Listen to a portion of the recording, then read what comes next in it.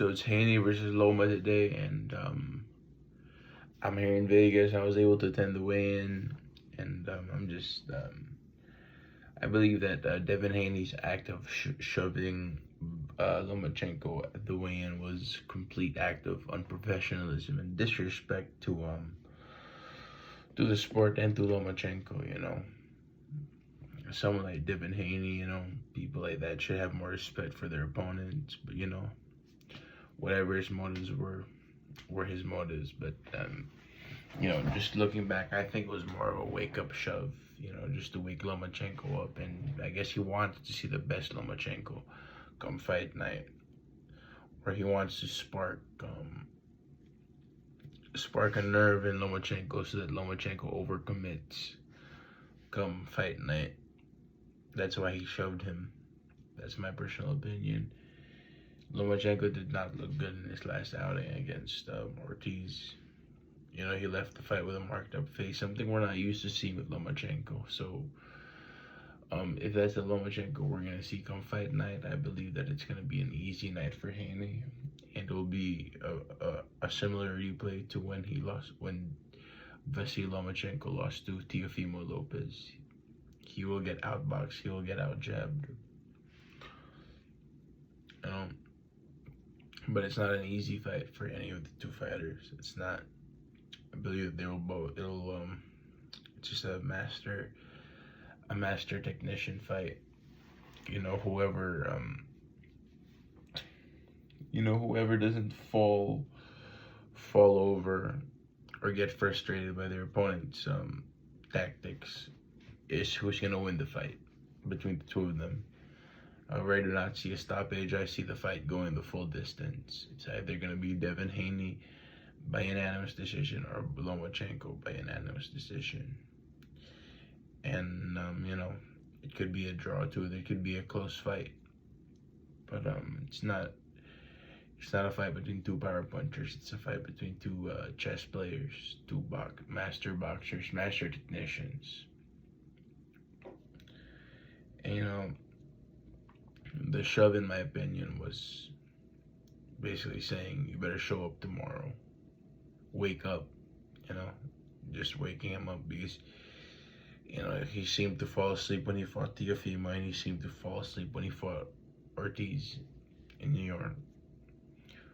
So he needs to, I guess he needs to wake up for it to be a good fight. Because if he falls asleep, if he's gonna be sleepy come fight night, if he's gonna be lax, then I believe Devin Haney will jab him to death all night long, from the opening bell right to the final second.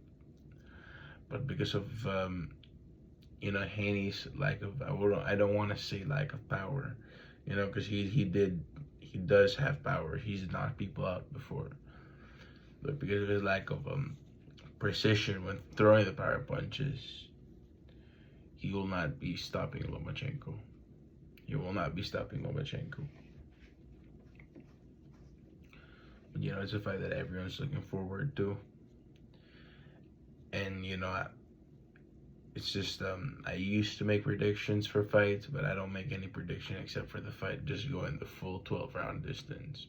That's it. It's either gonna be Devin Haney or Lomachenko. Now it's just gonna be a matter of which Devin Haney shows up and which Lomachenko shows up. And Devin Haney has not failed to show up in his past 3 fights. He didn't fail to show up when he beat Cambosos twice in Melbourne.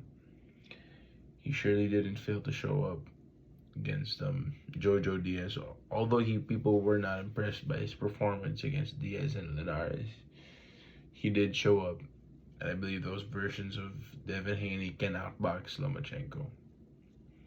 Now moving on to the undercard, which is really exciting for me. More exciting than the main event is the fight between Junto Nakatani and Andrew Moloney, which I believe that Nakatani should win with ease.